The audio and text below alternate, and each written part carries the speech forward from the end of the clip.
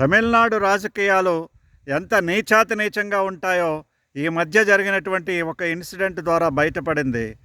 పాపం సినీ నటుడిగా ఉండేటువంటి థామస్ విజయ్ అతను ఒక పార్టీ పెట్టాలనుకొని బయటకు వచ్చినప్పుడు తప్పనిసరిగా అందరూ ఆహ్వానించి అతన్ని ప్రోత్సహిస్తారని అనుకున్నాను.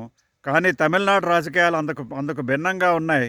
స్టాలిన్ ప్రభుత్వమే ఏ విధంగా అయినా సరే అతని యొక్క మనుగడను అడ్డుకోవాలని చెప్పి ఆ యొక్క ఇన్సిడెంట్ కారణభూతమైంది. పైపెచ్చు మొసలి కన్నీరు కారుస్తూ వాళ్ళకి ఎక్స్గ్రేషియాలు ప్రకటిస్తూ ఉన్నది. ఇది తప్పనిసరిగా భారతదేశంలో ఉండేటువంటి ప్రతి పౌరుడు గర్హించాలి, ఖండించాలి.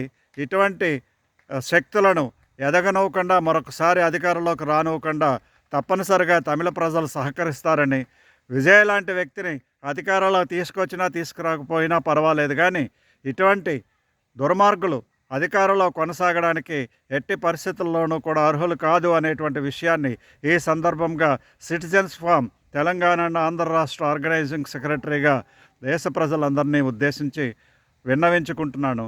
జై హింద్, జై భారత్.